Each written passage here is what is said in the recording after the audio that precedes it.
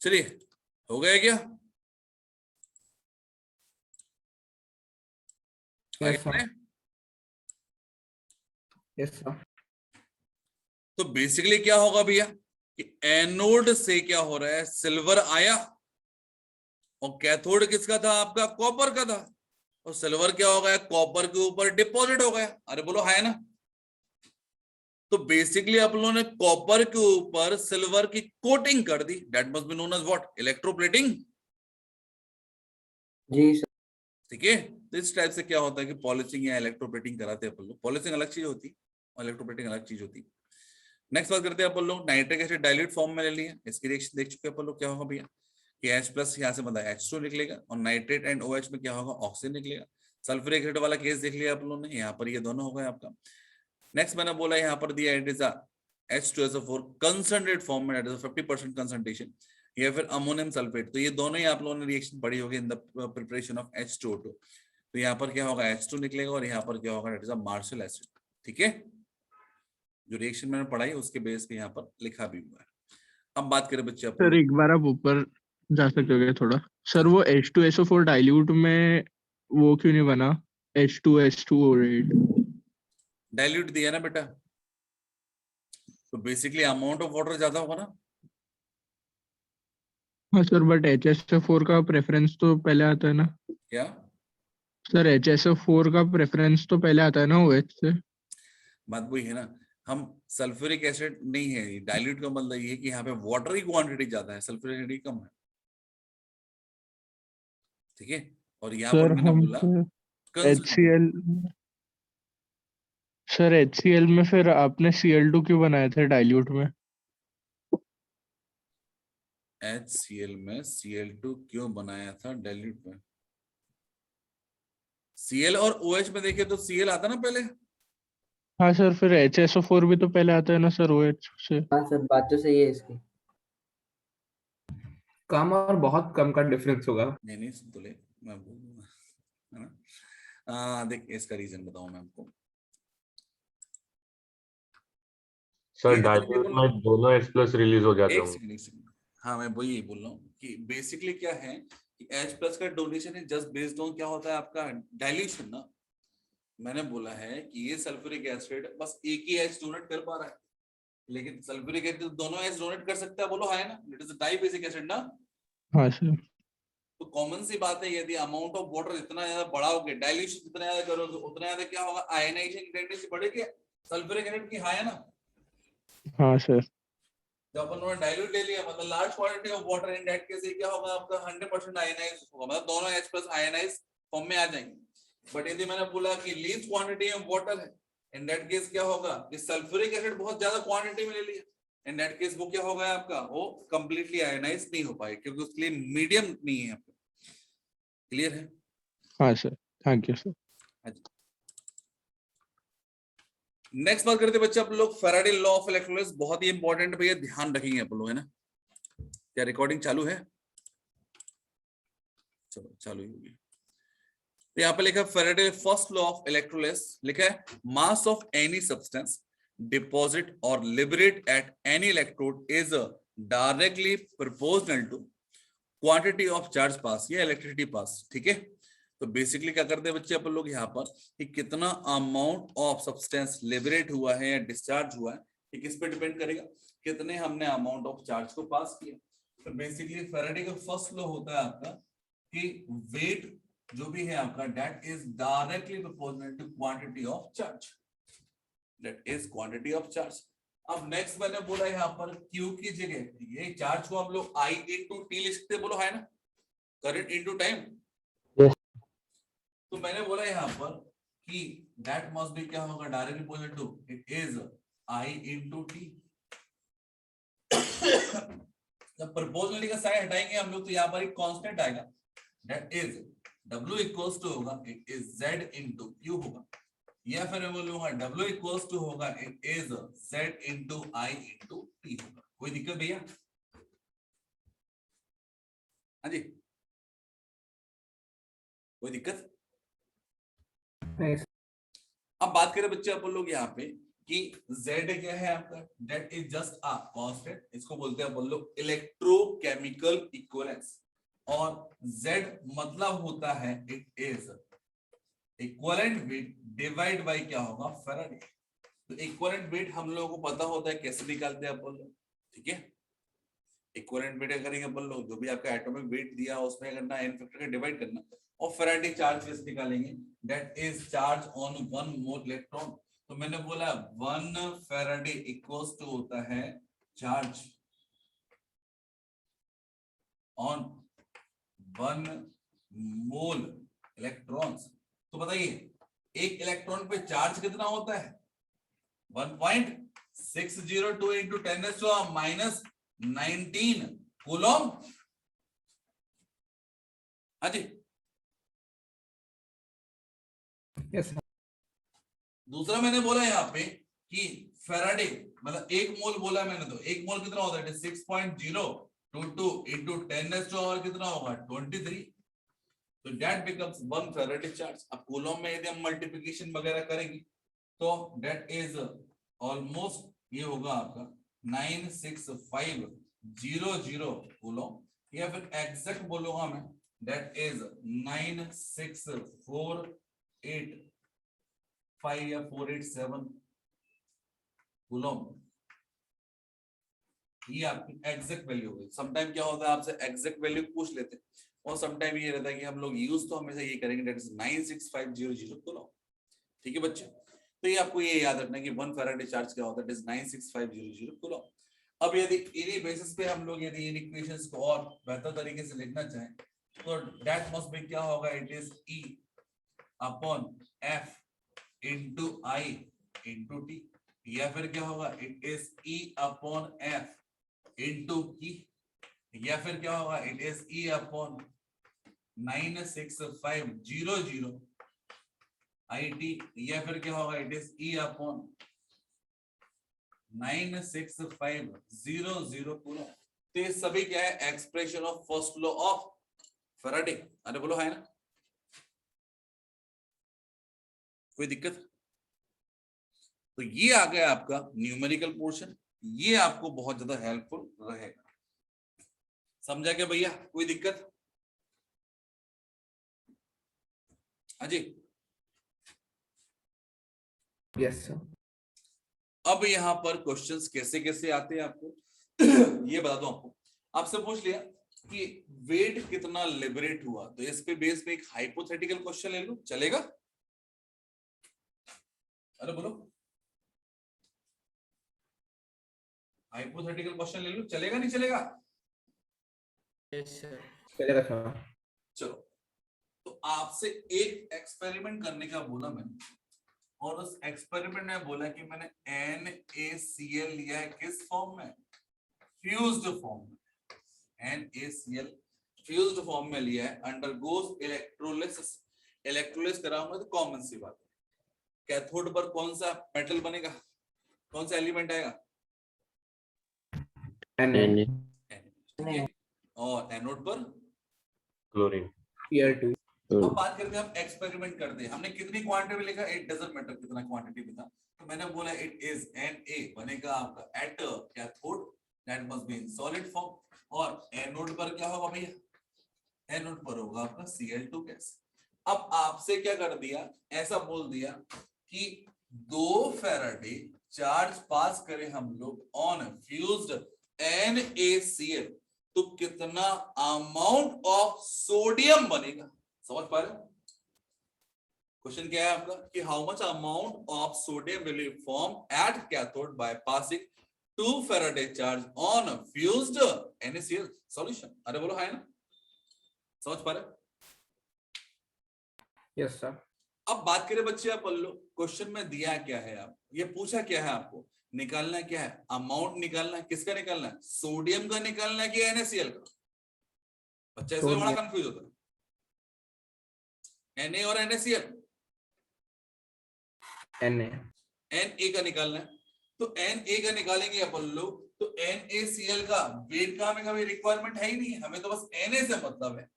तो मैंने बोला यहाँ पे कि यदि हम लोग इक्वेशन को लगाएं W इक्वल्स टू क्या होता है आपका, दैट इज E अपॉन यहाँ पर F लिखा हुआ है। इन दैट केस यदि कूलम वगैरह में दिया होता तो हम ये सारी वैल्यू लिखना पड़ेगी, IT की वैल्यू दी होगी आपकी कूलम में, ठीक है ना, एम्पियर वगैरह।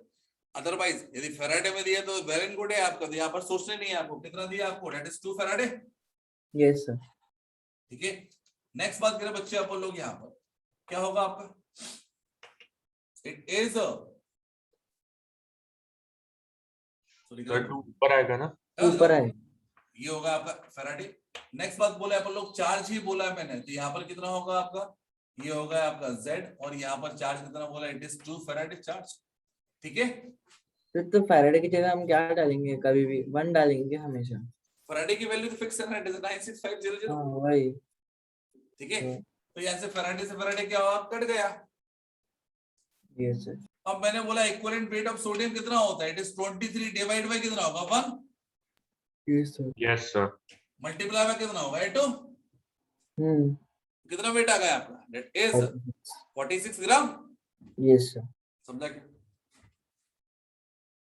समझा क्या, यस। क्लियर। अब यहाँ पर दिक्कत ये हो जाती है, गैस के बारे में बोलेंगे तो गैस में वेट नहीं होता, गैस में क्या होता है, कंसंट्रेशन के बेस पे ये बात करें अपन लोग, वहां पे वॉल्यूम होगा आपका। तो यहाँ पर इक्विवेलेंट वॉल्यूम आपको पता होना चाहिए कैसे निकालते हैं। इक्विवेलेंट वॉल्यूम मैंने आपको पहले ही बताया, तो अपन लोग चाहे थोड़ी देर से देख लेंगे। ये समझ में आया क्या, बोलिए। Yes sir.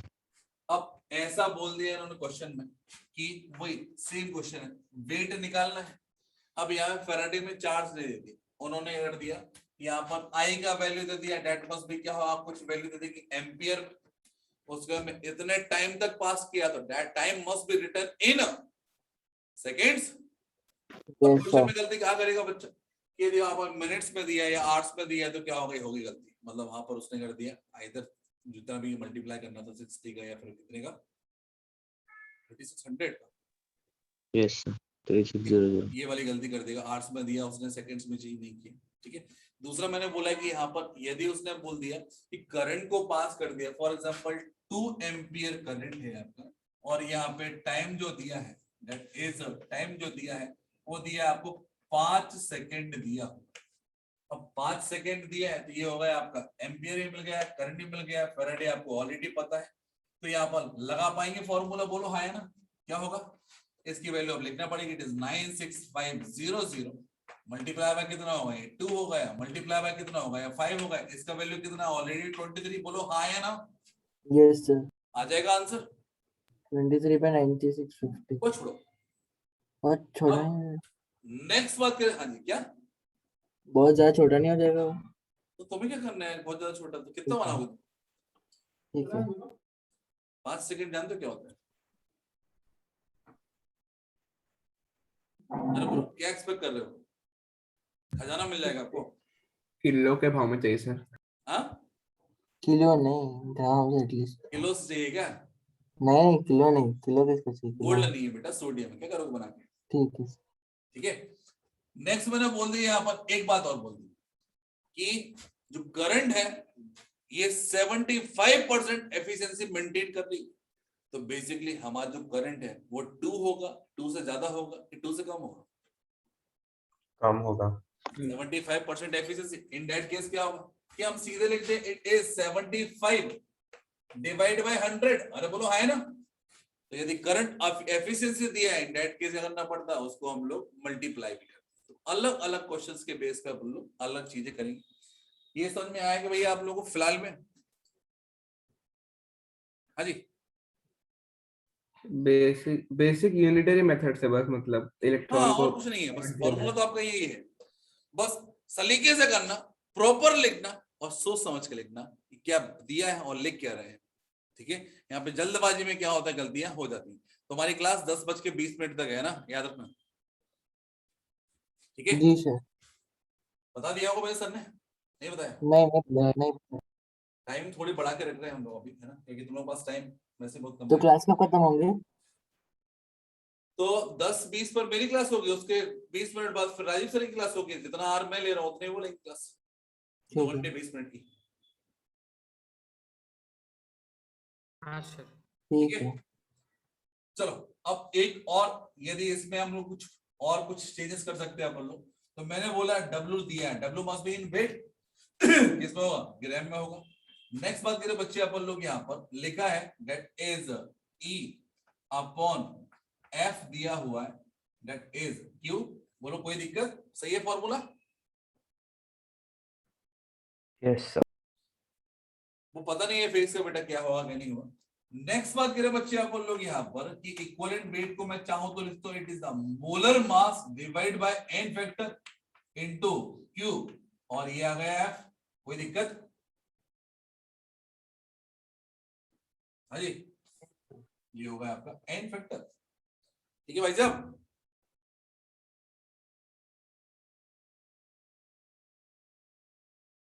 कोई दिक्कत? नेक्स्ट आपसे ये क्वेश्चन पूछ लिया सामने वाले ने कि वेट नहीं पूछा, कितना वेट निकलेगा, ये बोल दिया इन टर्म ऑफ मोल, बोल दिया कितने मोल निकलेगा। इन दैट केस क्या होगा कि मोलर मास को उठा के हमने यहाँ रख दिया, that is number of mole equals to weight upon molar mass होता है। तो बेसिकली क्या करना पड़ेगा अपन को, Q upon n factor multiply by Faraday. ठीक है? Yes sir. अब इस बेस पर देखिए अपन लोग, Q इज क्या है, फिक्स क्वांटिटी होगी। यदि हम कंपैरिजन करेंगे तो बस फिक्स क्वांटिटी ऑफ चार्ज लेंगे। दूसरा मैंने बोला Faraday is also be constant, तो बेसिकली नंबर ऑफ मोल जो रहेगा दैट इज रेसिप्रोकल ऑफ क्या होगा आपका n फैक्टर। अरे बोलो है ना? ठीक है? Yes sir. तो यहां पर एक क्वेश्चन पूछा गया कि अच्छा एक बात आप लोग बताइए, यदि मैंने 3 सेल लगाए हैं and they must be in series, तो करंट की वैल्यू सेम होती है कि पोटेंशियल की? Current current. Current must be same. ठीक है? तो एक क्वेश्चन ऐसा आ गया कि 3 different type of electrolytic cell are connected in series. इससे एक बात क्लियर हो गई क्या कि कितना भी चार्ज देंगे हम लोग दैट मस्ट बी सेम होगा फॉर ऑल ऑफ दिस। बोलो यस नो? यस बोलो सर। ठीक है। देन आफ्टर क्या हो गया, बोला गया कि यहाँ पर 2 एम्पियर करंट 10 सेकेंड के लिए पास करी गई। इस सॉल्यूशन में क्या था आपका, तो इस सॉल्यूशन में था आपका that is NaCl fused form में, इसमें था आपका MgCl2 फ्यूज्ड फॉर्म में, और इसमें क्या था आपका it is AlCl3 fused form में। समझ आप लोग क्या बोला मैंने कि 3 electrolytic solution containing NaCl, MgCl2 and AlCl3 are arranged in a series, then 2 ampere current pass through क्या होगा सॉल्यूशन 10 सेकेंड के लिए। इन दैट केस क्या होगा आपका कि रेशियो ऑफ, ये 2 क्वेश्चन हो सकते हैं आपसे ना। तो पहला क्वेश्चन तो बोला कि ratio of moles of metal deposit on cathode will be, यदि क्वेश्चन आया तो कर पाओगे? ये मेटल दिए उनके मोल का रेशियो पूछा हुआ, तो क्वेश्चन को रीड करके एक बार देख ले करेंगे क्या पूछा है। मोल दिया है, इन दैट केस करना क्या है अपन लोग को, तो यहाँ पर मैंने बोल दिया कि यदि हम 3 मेटल दिए तो 3 मेटल के लिए क्या होगा, it is N1 N2 N3। बोलो हाँ है ना? ठीक है? Yes sir.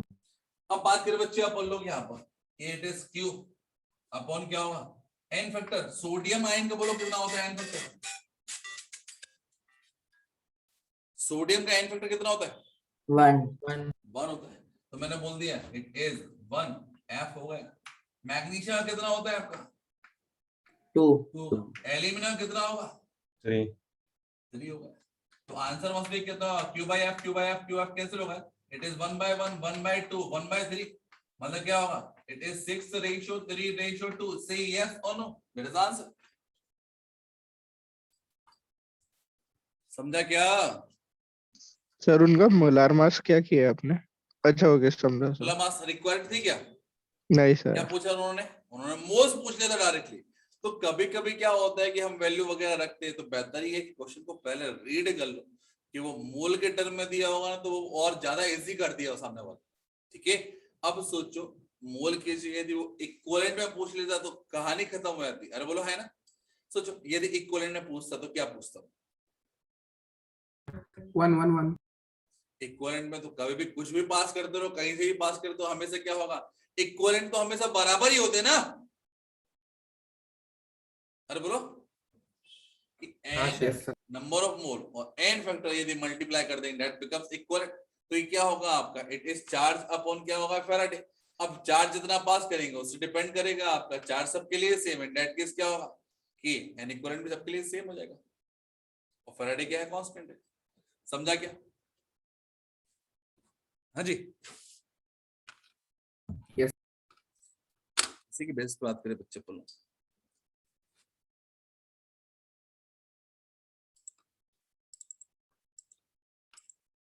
पढ़ते लोग प्रॉपर तरीके से। क्या लिखा है?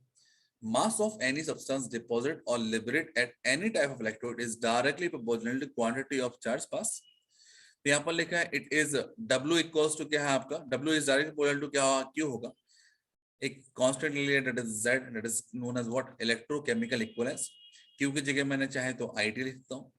Z का मतलब होता है it is E by F हो गया आपका, तो E by F into IT हो गया। और फैराडे का वैल्यू कितना होता है? 96500। तो ये हो गया आपका E अपॉन 96500 मल्टीप्लाई बाय क्या होगा? I into T. Z को क्या बोला है इन्होंने? It is electrochemical equivalence can be defined as the amount of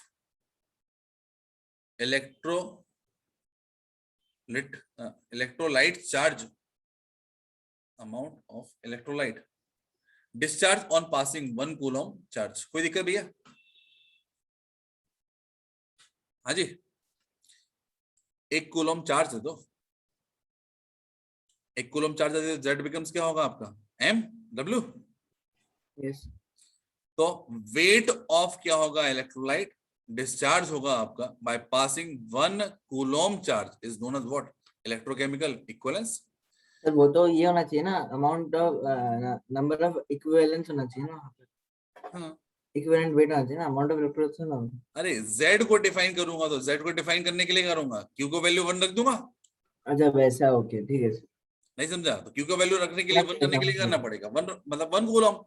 हाँ सर समझ गए। नेक्स्ट मैंने बोला यहाँ पे E स्टैंड फॉर क्या? Equivalent weight. It can be defined as a mass of element. Equivalent weight को यदि डिफाइन करना हो तो बोलो क्या होगा? इक्विवेलेंट वेट को यदि डिफाइन करना होगा तो क्या होगा? यदि मैं बात करता हूँ यहीं से डिफाइन कर दिया तुमने, क्या होता है भैया इक्विवेलेंट वेट? एक फैराडे चार्ज पास करने पर तो मैंने कितना? बोला कि इसकी जगह क्या लिख दूं? फैराडे लिख दूं। तो Faraday is federal sir. In that case एक फैराडे चार्ज पास करने पर जितना भी अमाउंट ऑफ मेटल लिबरेट या डिपॉजिट होता है to any type of electrode is known as what? Equivalent weight. अरे बोलो। Yes sir. चलो लिखा हुआ अपना क्या? It can be defined as the mass of element deposit or liberate by passing 1 Faraday charge। ठीक है, Z equals to क्या होता है? It is E by F। Faraday क्या होता है? It is a charge on 1 mole electron। मैंने value दिखा दी है आपकी, it is a 96500 मानते हैं अपन लोग, और इन रियलिटी कितना होता है? It is 96487 कूलम होता है आपका। N इक्विवेलेंट क्या होता है आपका? ये पता ही है आपको, it is a weight upon equivalent weight। यदि N इक्विवेलेंट निकालना तो क्या होगा? It is a charge upon क्या होगा? Faraday होगा, या क्या होगा? इट इज Q अपॉन क्या होगा? 96500। नंबर ऑफ मोल निकालना हो तो क्या होगा आपका? इट इज n फैक्टर का और डिवाइड होएगा आपका Q upon M। Q upon क्या होगा? n factor into Faraday. If the current efficiency also be given then क्या होगा? अपन करंट एफिशिएंसी का मल्टीप्लिकेशन कर देंगे। ठीक है भैया, अभी तक कोई दिक्कत?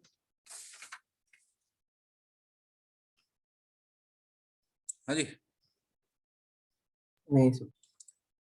अब क्या होगा यदि हम किसी गैस को इवॉल्व करेंगे to a particular type of electrode? तो यहाँ पर देखिए बच्चे, अपन लोग ऐसा समझ लो, बेसिक फॉर्मूला क्या था फैराडे लॉ का? बोलो, फैराडे लॉ है क्या बेसिक?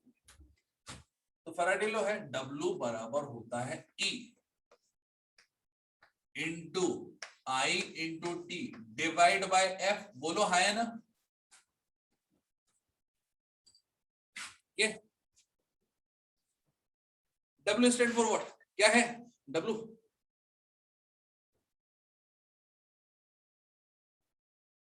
W क्या है? It is the weight in gram. Yes, sir. Weight in gram किसका है आपका? उस मेटल का है। और ई स्टैंड फॉर क्या है आपका? उसी का इक्विवेलेंट वेट।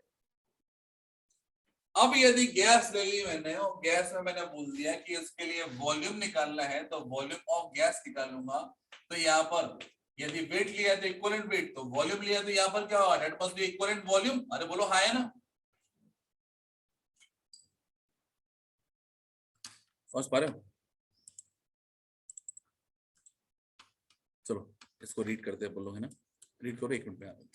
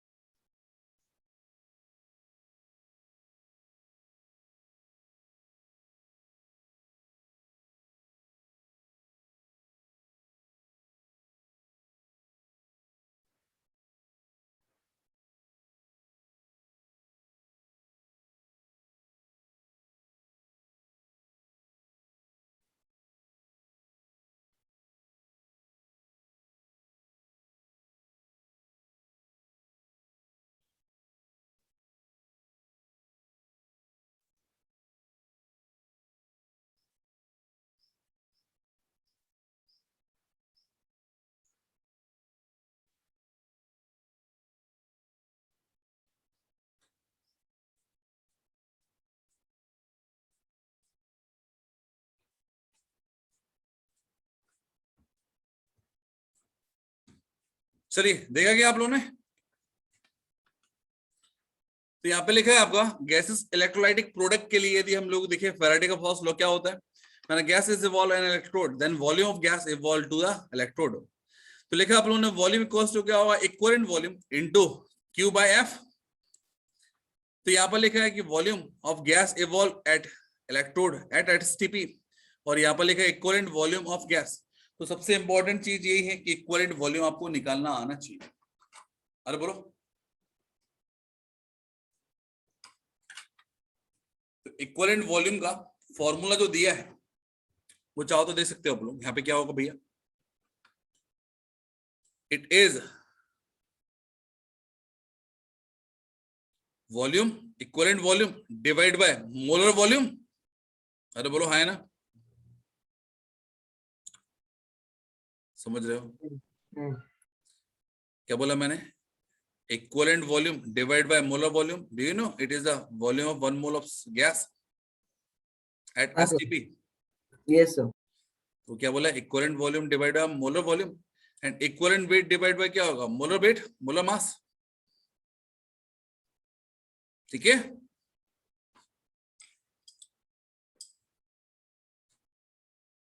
अरे एन इक्विवेलेंट का फॉर्मूला पढ़ा नहीं पढ़ा आप लोगों ने?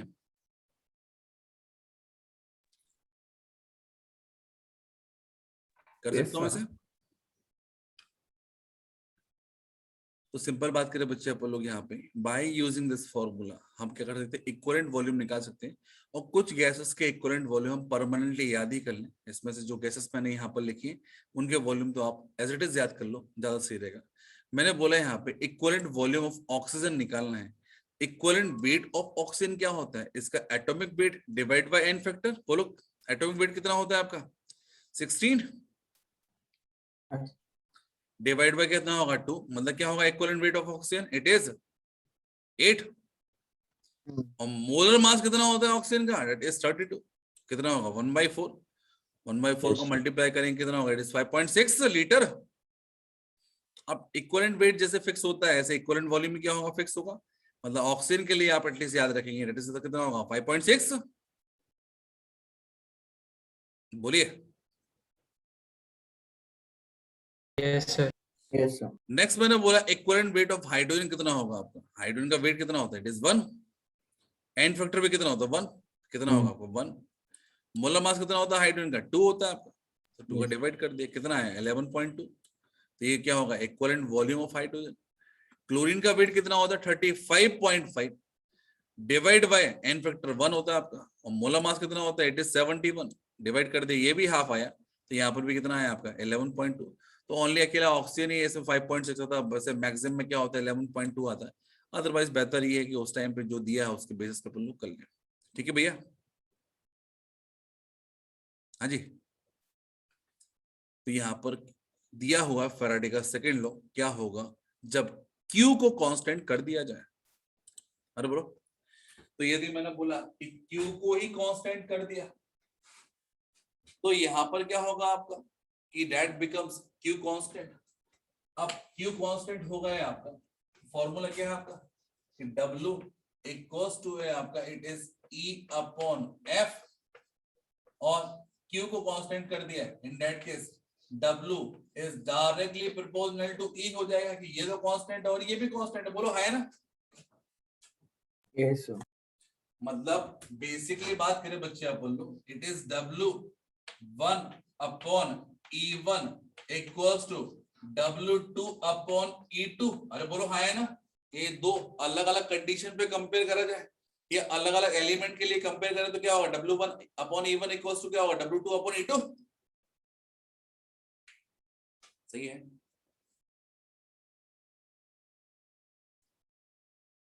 हाँ जी, या फिर आप बोलते हैं W1 upon W2 equals to क्या होगा, E1 अपॉन E2। ठीक है, सर Yes, sir. तो इसी को यदि याद हो, ये तो क्या होता है n equivalent, 1 equals to n equivalent 2, ये तो अपन लोग 11th क्लास से करते आ रहे हैं। यदि याद हो तो कि दो सब्सटेंस के n इक्वलेंट को हम डायरेक्टली कंपेयर कर सकते हैं, और यदि वहां पर रिडॉक्स रिएक्शन है तो कोई दिक्कत ही नहीं है। Yes, sir. कोई दिक्कत, weight No. Upon equivalent weight, weight upon equivalent weight दोनों में से क्या होते हैं, हर एक सब्सटेंस के लिए एप्लीकेबल। ठीक है, आइदर वो रिएक्शन या फिर कंपाउंड का फॉर्मेशन। समझा क्या? हाँ जी। अब क्वांटिटी ऑफ चार्ज को हम लोग सेम कब कर सकते हैं, बोलिए। चार्ज मतलब करंट, करंट को हम सेम कब कर सकते हैं, जब different kind of electrolytic cell को हम किस पे कनेक्ट कर दें, सीरीज में। तो लिखा है when same quantity of charge is passed through a different electrolytic cell connected in a series, then the mass of substance deposited or liberated at electrode are directly proportional to their equivalent weight।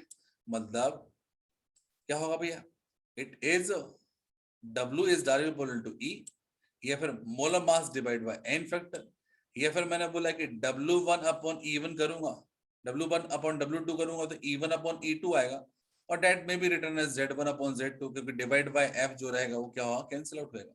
समझा क्या? बोलिए, समझ गए कि नहीं समझे?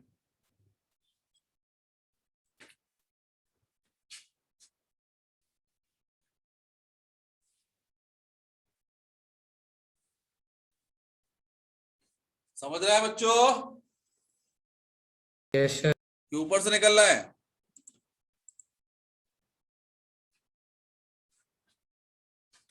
मैं campus पे कब तक रहूंगा पता नहीं बेटा यार, मेरे को भी है ना। 12 बजे तक तो मान ले, 11-12 बजे तक तो रुकूंगा एटलीस्ट। चलो पर कुछ DCS क्वेश्चन हो जाए, DCS वाला। कुछ क्वेश्चन हो जाए। जी सर। अरे Yes, बोलो। sir. चलो अब लॉजिकली बात करें बच्चे आप लोग क्वेश्चंस के लिए। पहली बात, क्या कोई मुझे बताएगा 1 फैराडे का मतलब क्या होता है? बोलिए क्या होता है 1 मोल 1 फैराडे का मतलब क्या होता है? फर्स्ट ऑफ ऑल ये क्या है, ये करंट का यूनिट है क्या? चार्ज का। चार्ज का मतलब करंट इनटू टाइम दोनों। ठीक है, हाँ? करंट इनटू टाइम दोनों ही होगा ना, चार्ज। चार्ज। हाँ हाँ हाँ ठीक है ठीक ठीक है, तो मैंने बोला यहाँ पे एक फैराडे का मतलब क्या होता है बेसिकली कि 1 मोल इलेक्ट्रॉन पर चार्ज। ठीक है, अरे बोलो। अब यहाँ पर हम लॉजिकली बात करें, क्या होता है भैया, W equals to it is equivalent bit divide by Faraday, और यहाँ पर मैंने बोल दिया दैट इज Q, और Q की जगह यदि मैं फैराडे लिख देता हूं, और फैराडे मैंने क्या बोला, दैट इज 1 फैराडे, तो 1 फैराडे क्या होगा, कैंसिल आउट हो गया, मतलब weight is just equals to क्या होगा आपका इक्विवेलेंट वेट। हाँ सर। अरे बोल, वेट बिकम्स जस्ट बिकम्स कितना होगा आपका, इक्विवेलेंट वेट के बराबर। तो सिंपल बात करें बच्चे, बोलो दैट इज एप्लीकेबल एवरीवेयर, ये हर जगह एप्लीकेबल होगा। इसके बेस पे अपन लोग 8-10 क्वेश्चन चाहे तो कर सकते हैं। फॉर एग्जांपल मैंने बोला है कि हम लोगों ने यहाँ पर एक क्वेश्चन दिया है, लिखा है दैट इज MgCl2, क्या दिया बेटा, MgCl2। अब यहाँ पर नहीं बोला कि एक्वस दिया है, कुछ भी दिया है, यहाँ पर फ्यूज फॉर्म में होगा आपका। तो MgCl2 पर यदि मैं 1 फैराडे चार्ज पास करूं तो कितने ग्राम Mg बनेगा, बताइए। 12. तो सिंपल बात करें, 1 फैराडे मतलब क्या है, इसका एक इक्विवेलेंट वेट, अरे बोलो है ना, इक्विवेलेंट वेट किसका, MgCl2 का इक्विवेलेंट वेट लेना है कि Mg का लेना, अरे जिसका निकालना उसी का लोगे ना, Mg. ठीक है। Mg है आपका, तो what is the equivalent weight of Mg, it is 20. 12 ग्राम, अरे बोलो 24 मास होता है आपका, डिवाइड बाय n फैक्टर कितना होगा आपका 2, मतलब 12 ग्राम, दैट इज आंसर। अब यदि मैंने बोला कि यहाँ पर 2 फैराडे ले लिए चार्ज, तो क्या होगा, 2 इक्विवेलेंट बराबर होगा, 3 फैराडे चार्ज 3 इक्विवेलेंट बराबर होगा। फॉर एग्जांपल मैंने बोला है कि यदि ऐसा बोलते हम लोग कि लिखा है कि MgCl2 का जब इलेक्ट्रोलिसिस किया तो मुझे 24 ग्राम मैग्नीशियम प्राप्त हुआ, क्या बोला बेटा, कि MgCl2 का जब इलेक्ट्रोलिसिस कराया तो मुझे 24 ग्राम Mg मेटल मिला आपको। अब सेम क्वांटिटी ऑफ चार्ज यदि मैं AlCl3 के ऊपर पास करूं तो बताइए कितने ग्राम एल्यूमिनियम मिलेगा, आपसे ऐसा क्वेश्चन पूछा, बता पाओ।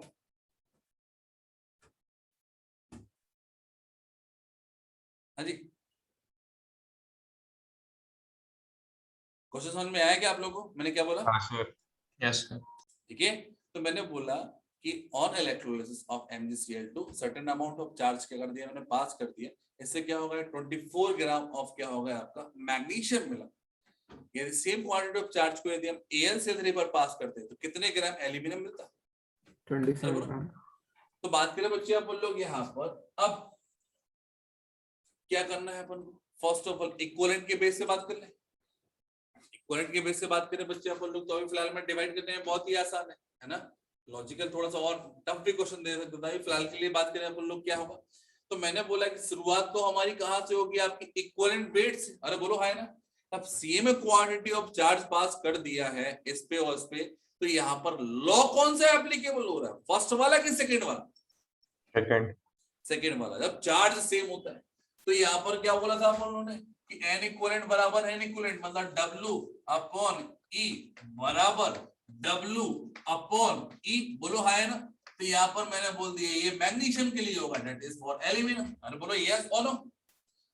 तो मैंने बोला वेट कितना आ रहा है इसका 24, और इक्विवेलेंट वेट कितना होता है 12, इसका वेट कितना आना चाहिए वो निकालना है, और इसका इक्विवेलेंट वेट होता कितना है 9, नहीं समझा, Yes, sir. एलिमेंट का इक्विवेलेंट कितना होता है, इट इज 9, 27/3। अब बात करें डिवाइड कर लो आप लोग, ये कितना आएगा आपका 2 आएगा, ये हो आएगा आपका 80, अरे बोलो सही है, दैट बिकम्स 18 ग्राम, सही है क्या आंसर, सही है क्या, Yes, sir. और करना चाहोगे,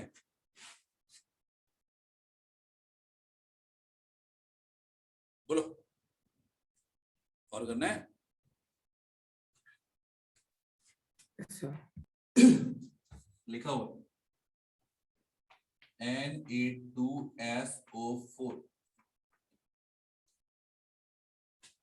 Na2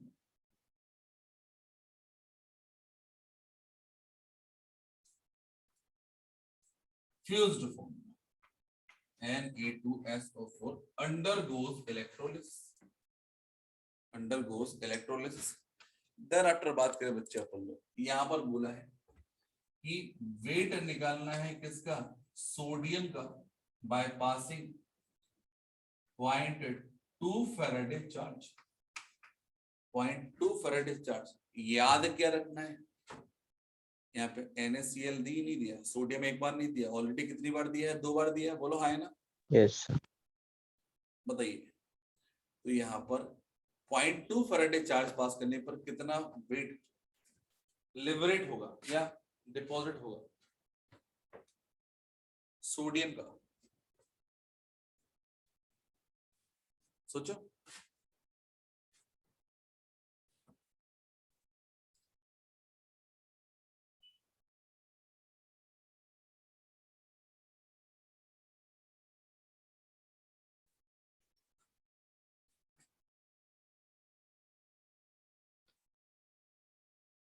जल्दी बताओ भैया. 2.3. 2.3. हाँ. चलो बहुत बढ़िया. मैं ऑप्शन दे दूं, 2.3, 4.6 और 9.2 और 0 होता तो सोचना पड़ता है. कार्तिक माइक है क्या?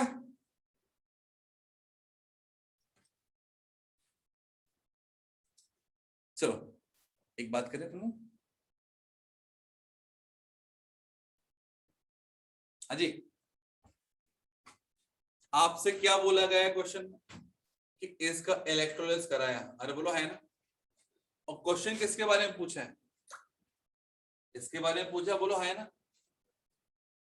अब सोडियम कहां से आया ये मैटर नहीं करता, क्वेश्चन किस पर बेस्ड आया है, सोडियम पे आया, बोलो है ना. तो आपको क्या ध्यान रखना है कि 1 फैराडे चार्ज बराबर क्या होता है, एक इक्विवेलेंट मास के बराबर होता है, अरे बोलो है ना. सोचो यदि मैं बात करता कि 1 फैराडे चार्ज पास करता तो यहाँ पर कितना ग्राम होता है, 23 ग्राम. 2 फैराडे होता है, इन दैट केस क्या होगा, इट इज 46 ग्राम. और यदि 0.2 बोल दिया इन कितना होगा, इट इज 4.6 ग्राम. बात करना. तो बेसिकली अपन लोगों को बस एक चीज अच्छे से आना चाहिए, क्या, दैट इज इक्विवेलेंट वेट. तो मतलब यार फॉर्मूला में 2 बार दिया है, 10 बार दिया है, यहाँ पे Cl कितनी बार दिया है ये मैटर नहीं करता आपको. क्लियर है, बोलिए. क्लियर है. Yes sir. चलो अब आपसे क्वेश्चन मैं पूछता हूं, वहां पर समझ में आया था नहीं आया था मुझे नहीं पता, वाटर वाला लास्ट टाइम पढ़ाया था. आपसे पूछा मैंने कि 2 फैराडे चार्ज पास किया इलेक्ट्रोलिसिस ऑफ वाटर करने के लिए, यहाँ पर कैथोड पर हाइड्रोजन एंड एनोड पर ऑक्सीजन इवॉल्व हुई. आपको कैलकुलेट करना volume of hydrogen, volume of oxygen. अब फर्स्ट ऑफ ऑल बात करें बच्चे अपन लोग, मैंने क्या बोला, 1 फैराडे मतलब क्या होता है, एक इक्विवेलेंट वेट, अरे बोलो है ना. 1 फैराडे मतलब क्या होता है, एक इक्विवेलेंट वॉल्यूम, बोलो है ना.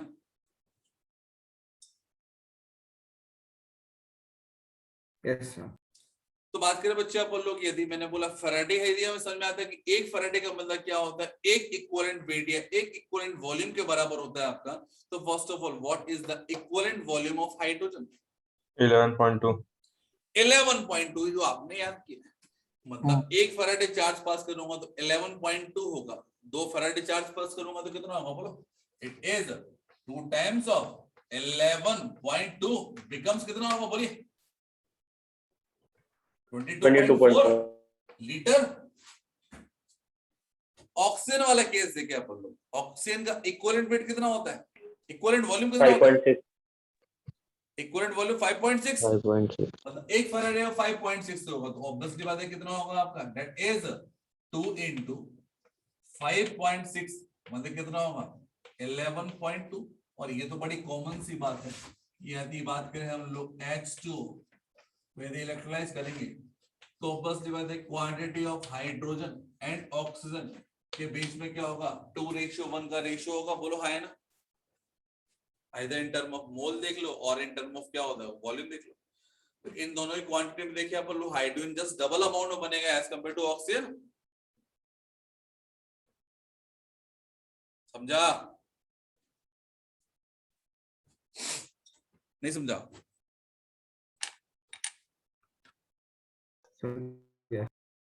समझ गया?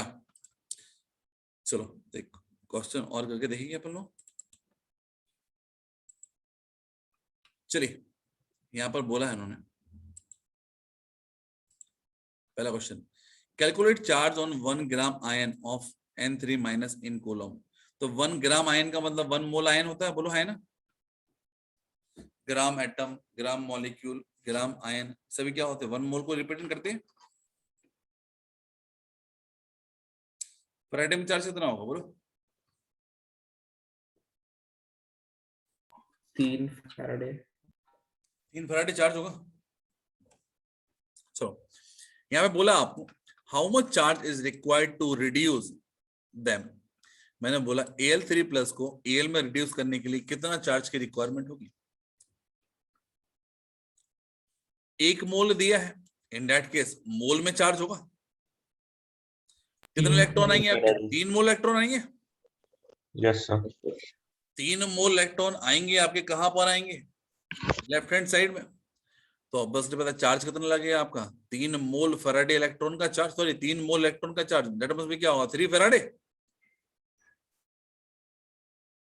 सर मैंने बोला MnO4 minus will convert into Mn2 plus ion. In that case कितना फैराडे चार्ज होगा? तो first of all we have to write the balance reaction.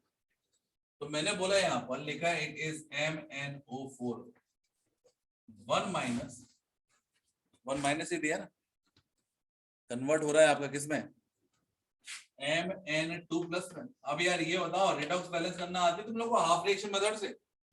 हाँ सर। क्या करते हैं मैग्नीज मैग्नीज बराबर दिए, अब ऑक्सीजन 4 है उस साइड के लगा दूं 4 H2 ऐड कर देंगे। 4 वाटर ऐड कर देंगे। तो यहाँ पे लगा दिया मैंने 4 टाइम्स ऑफ H2O। अब पता चला कि ऑक्सीजन बैलेंस हो गई, यहाँ पर हाइड्रोजन है यहाँ पर हाइड्रोजन नहीं। H प्लस हाइड्रोजन कितना है यहाँ पे 8, 8H in that case 8 times of H plus लगा देंगे। अरे बोलो तो एटम्स और आयन तो होगा बैलेंस, बस चार्ज को बैलेंस करना है। टोटल चार्ज कितना दिया है प्लस 7 का प्लस 7। माइनस का 1 प्लस का 8 प्लस का 7 इस साइड, यस सर। इस साइड कितना दिया +2। मतलब कितना डिफरेंस है आपका 5 इलेक्ट्रॉन का। हाँ सर। कहां पे लगा दूं लेफ्ट हैंड लेफ्ट साइड में। Yes Left. 2 हो जाएगा, उस साइड भी 2 हो जाएगा, तो ये लगा दिया मैंने 5 इलेक्ट्रॉन। तो बेसिकली बात करें कि इस रिएक्शन को जब बैलेंस कर दिया तब मुझे पता चला कि बैलेंस करने के लिए कितने मोल इलेक्ट्रॉन, 1 मोल के लिए कितना लगेगा 5 मोल इलेक्ट्रॉन लगेंगे। बोलो है ना, यस सर। 1 मोल इलेक्ट्रॉन मतलब क्या होता है 1 फैराडे, 5 मोल इलेक्ट्रॉन मतलब क्या होगा 5 फैराडे। अरे बोलो हाँ है ना, समझ रहे हो थोड़ा थोड़ा? Yes sir. चलो अब इस क्वेश्चन का आंसर आप लोग हर एक स्टूडेंट देगा 2.5 mole of K2Cr2 sorry Cr2O7 को रिड्यूस करना है इनटू Cr3 प्लस आयन, कितने फैराडे चार्ज होगा। ठीक है, हर एक स्टूडेंट चैट पर लिखे। ठीक है, दोनों के लिए है ना। अभी लिख लो इक्वेशन को, नाइट्रेट आयन N2 में कन्वर्ट हो रहा है और डाइक्रोमेट क्या हो रहा है Cr3 प्लस में। इसके 10 मोल दिए, इसके 2.5 मोल दिए। दोनों के आंसर बताइए जल्दी से चैट में।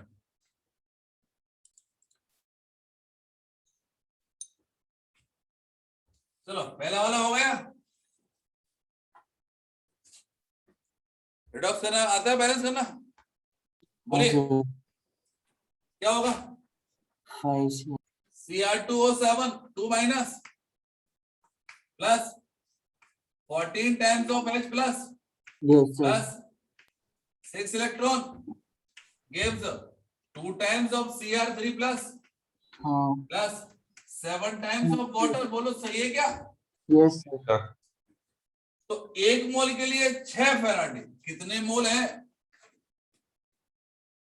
2.5 बताइए कितना फैराडे चार्ज लगेगा? 15. इट इज 6 टाइम्स ऑफ 2.5 मतलब कितना होगा? It is 15. नाइट्रेट को अच्छा एक बात और है, एन फैक्टर के बेस पे करके देखें इसको। हाँ जी, एन फैक्टर निकालना आता है? हाँ। एन फैक्टर कितना होगा क्रोमियम का? Cr2O7 में एन फैक्टर 6 मल्टीप्लाई बाय 2.5 ठीक है। Yes, Yes, sir. sir. अब बात करें इसमें, हम दोनों तरीके से करते हैं। पहले हम एन फैक्टर वाला ऑप्शन लेते हैं, तो यहाँ पर क्या दिया भैया? इट इज 5 ऑक्सीडेशन नंबर, इसमें दिया है 0। What is the difference between them? 5। अरे बोलो हाय ना। Yes, sir. एन फैक्टर कितना आया? नाइट्रोजन का 5 आया, क्योंकि इसके बारे में बात हो रही है। तो कितना होगा आपका? That is 50। और यदि हम लोग रेडॉक्स को बैलेंस करके लिखते हैं तो वही इसको 2 टाइम्स करना है। इन दैट केस यहाँ पर क्या होगा? 6 टाइम्स ऑफ H2 लगाना है। इन that case 6 times of H plus लगाना है। चार्ज -2 और ये हो गया आपका +4, इस side nothing. In that case क्या होगा? कुछ गलती हो गई है हमसे 12H plus 12 आएगा. times H2 है. क्या? 12H 12H plus. 12 H plus. अच्छा हाँ यार 12H plus. In that case ये हो गया आपका 10। सही है क्या? हाँ sir. हाँ जी। सही है सर. अब बात करें बच्चे, अपन लोग यहाँ पर बच्चे की होगा कचरे, या फिर समझ सकते हैं कि 2 मोल के लिए कितना लग रहा है? 10 लग रहा है आपका। तो 10 के लिए कितना लगेगा आपका? That becomes 50 Yes, sir. है ना। तो यहाँ पर गलती कर सकते हो कि यहाँ पर हम इलेक्ट्रॉन देख रहे हैं लेकिन यहाँ पर इसके मोल देख ही नहीं रहे। तो ये एक्चुअल में यूनिटरी मेथड के थ्रू याद रखना। 1 मोल के लिए देखिए अपन लोग 5 लग रहा है, 2 के लिए कितना हो रहा है आपका? 10 लग रहा है, 10 के लिए कितना होगा? इट बिकम्स कितना होगा? 5 टाइम्स ऑफ 10 ठीक है 50। चलो, तो एक क्वेश्चन पूछा गया था और ये वाला क्वेश्चन बहुत बहुत ही कॉमन है। यहाँ पर दिए है नाइट्रोबेंजीन को रिड्यूस करने के लिए इनटू एनिलीन कितने फैराडे चार्ज लगाना पड़ेगा? समझ पा रहे हो? नाइट्रोबेंजीन को रिड्यूस करना है into aniline, how much amount of charge will be required?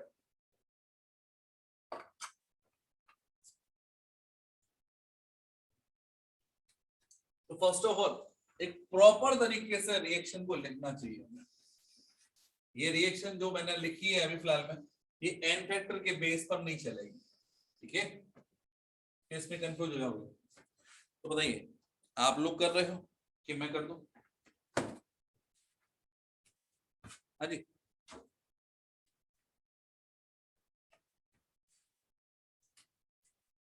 Nitrobenzene का मास कितना होता है? 123 पता नहीं पता?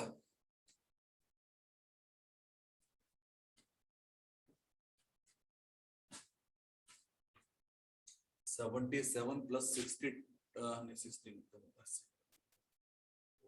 77 प्लस NO2 मतलब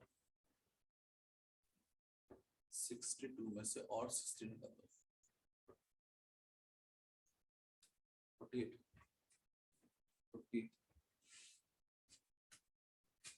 चलो कर पा रहे हो आप लोग? कोशिश कर रहे हो कि मैं करा दूं? एक minute sir.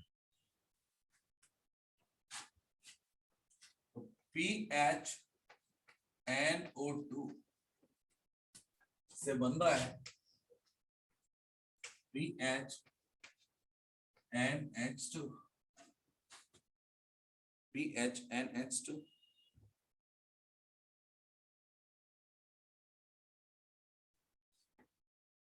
First of all oxygen को बैलेंस करने के लिए क्या करते बोलो? वाटर लगाएंगे कितना वाटर लगेगा इस साइड बोलिए? 2 2 times of H2O. Oxygen right now balance है। हाइड्रोजन कितना है यहाँ पे? 4 और ये कितना है? 2। कितना होगा? 6। इन दैट केस 6 टाइम्स ऑफ क्या लगेगा? H प्लस, ठीक है। टोटल चार्ज कितना है इस साइड?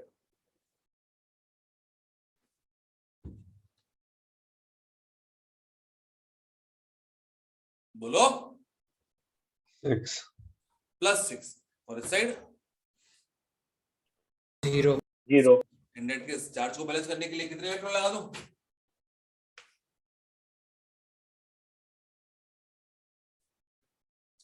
कितने इलेक्ट्रॉन लगा दूं? 6 इलेक्ट्रॉन जी 6 इलेक्ट्रॉन। मतलब बेसिकली इसके एक मोल को रिड्यूस करने के लिए कितना चार्ज लगेगा? That is 6 Faraday charge. Yes sir. समझा क्या? बहुत बहुत ही कॉमन क्वेश्चन ही वाला पूछा गया है। चलो तो एक काम करो भैया, आप लोगों को सबको मैंने एक होमवर्क दे रहा हूँ, that is compulsory for all, ठीक है ना। क्वेश्चन नंबर 1 से लेके ये हो गया आपका क्वेश्चन नंबर, ये भी हो जाएगा आपका क्वेश्चन नंबर 3 भी हो जाएगा, क्वेश्चन नंबर 4 भी हो जाएगा, 4 में दोनों पार्ट हो जाएंगी, नेक्स्ट 5th भी हो जाएगा, 6 भी हो जाएगा, 7th भी हो जाएगा, कोई दिक्कत नहीं है। डेंसिटी दी है तो वेट निकालना आता है आपको, कोई दिक्कत नहीं है। उसके बाद में देखिए आप लो थिकनेस के लिए, ठीक है, वॉल्यूम से लेटर होगा, चलो ठीक है। तो 7 तक आपको लिख के करके आना भी है ना, 7 तक करके आना। आप आईडी ईमेल आईडी आपके पास में है ऑलरेडी, सभी के पास में, बोलो है ना? काय तक करना है सर? क्या क्वेश्चन 7th नंबर तक। 7 मतलब एटलीस्ट 6 तक तो करके आना आप लोग, है ना। 6 तक का पूरा सॉल्यूशन बना के दो। क्वेश्चन नंबर 1 से लेके 6 तक, इट डजंट मैटर वो एक लाइन का है कि आधा लाइन का है, कितने पेज का है, ठीक है। सॉल्यूशन को आज पोस्ट कर देना आपको, ठीक है। डेडलाइन कितनी है आपकी? 7 बजे तक।